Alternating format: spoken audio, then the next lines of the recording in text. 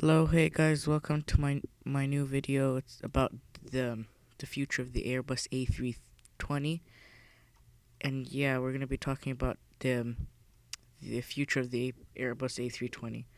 The new A320 might be called the Airbus SE, and it's not. It's like it's gonna replace the A320 Neo with a narrow body.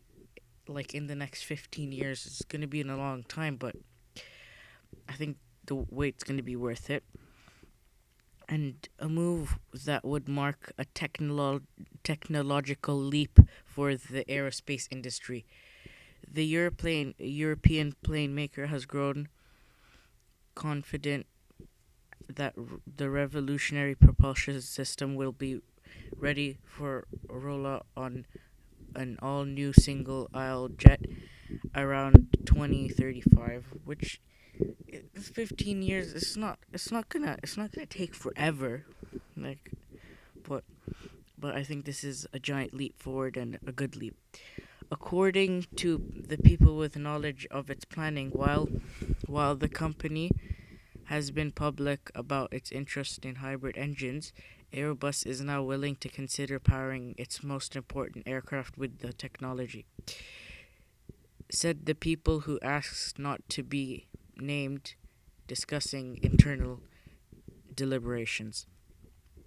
Timelines aren't certain and will shift as different capabilities evolve, the people said, adding that Airbus would start with the smaller single aisle and work its way up to a size comparable to the A321 Neo, which seats as many as 240 people can be seated in the airplane.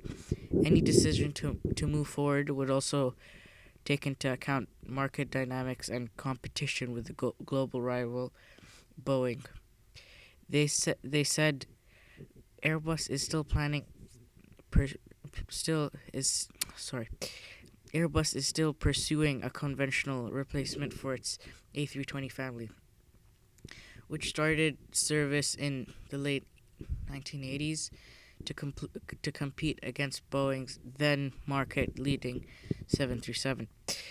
It is studying using redesigned wings, more composite materials, and tweaks to the current engine architectures with higher bypass ratios to get the 20% boost to fuel efficiency needed to justify an all new aircraft. It has been marked as viable for production from 2030. So maybe like 2033 will see this new A320 roll off the factory floor. Though hybrid technology probably won't be available until the next few years later, Airbus is confident that airlines would be prepared to wait for the in change step change in efficiency that a hybrid would provide.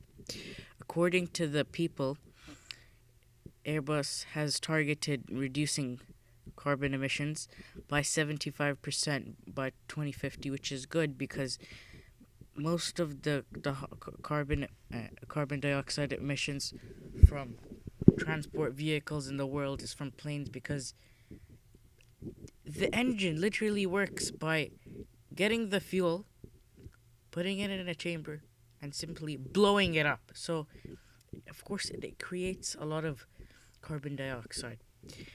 The decision will in part come down to whether Boeing decides to accelerate its own clear sheet narrow body design in the wake of the 737 MAX crisis that has seen the aircraft grounded since March, they said. Airbus has been working with Rolls-Royce Holding plc and Siemens AG on developing a hybrid engine, though that power plant due to be tested in the next 2 years would develop two megawatts of power, far less than needed to propel even a small narrow body model. A spokesman for Airbus said its current narrow-body offering is still has scope for further developments, while adding that Chief Executive Officer Gulamari Fauri indicated last month that the plane maker is exploring hybrid options for future aircraft. The CEO added at an event in Paris on Friday that a strategy for replacing the A320neo is likely to be decided in the next 2 or 3 years. For short range, there are many different options. We're not alone. We have to keep an eye on what the competitors are doing. Airbus Chief Technology Officer Grazia Vittadini said in the May 22nd interview at Airbus's headquarters in Toulouse, France. We will have a single aisle at some point. Will it be green? Will it be green enabled? It will depend on when it enters service. The launch of a hybrid model, whilst the biggest advance in the industry for decades, would bring its own challenges, not least convincing airlines to back technologies that might initially offer only limited range and capacity. But I have something to say. While planes are going on turnarounds, if the planes are electric, then can't they charge them up while they're doing a turnaround? Because like a normal average turnaround is like 3 hours, and I think if they improve the electricity grids in major cities, it would be possible to charge them at like 100 kilovolts, 100 kilovolts, and maybe it would be possible to charge it up fully in like 2 hours or something. So then they can turn around, and then it would be economical for them. One design for a hybrid jet is to use a conventional engine mounted at the back of the plane to charge a battery in addition to producing its own thrust. That would enable electric propulsion on each wing, augmenting power during takeoff and landing. By far the most fuel-guzzling parts of the flight would operate at slightly lower speeds, adding, for example, about 30 minutes to a typical flight within Europe, which is fine, but maybe they could make I think it wouldn't be it wouldn't be slower. I think it would be as fast as the normal planes. An upswell in development of a hybrid and battery electric aircraft coincides with the rising consumer awareness of carbon dioxide impact on jet emissions.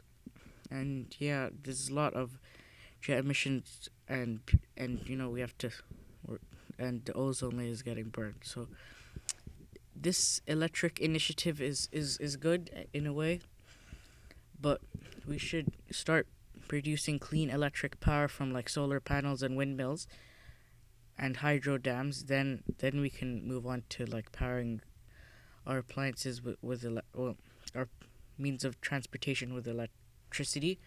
But I think it's a step in the right direction. The planes being shown now, however, are much smaller than the Airbus and Boeing narrow bodies that form the backbone of the regional travel across the globe. Airbus is ultimately working towards a zero-emission aircraft, but given the relative immaturity of technology, it's likely to have to develop a hybrid model first. Head of engineering Jean-Bruce Dumont said at the May briefing, a shift to electric power would be disruptive for the manufacturing process. Since propulsion would become more integral to the aircraft's construction, Vittadini ruled out producing batteries, but said management systems, heat exchangers, and even the engines themselves could be within Airbus's capabilities. And most other developments are focused on smaller aircraft. The For example, Zunam Aero, backed by Boeing and JetBlue Corporation, Airways Corporation, aims to bring hybrid electric commuter model to market by 2022. Well, this might be a bit delayed to 2025 because of what's happening in the world right now. Magni X Technologies Pty Limited is developing a propulsion system for an all electric plane with a similar date in mind. Israeli startup Eviation is also going fully electric, with 9 passenger planes making its debut at Paris Air Show next week. And the article I'm reading was written on June 13th in 2019. So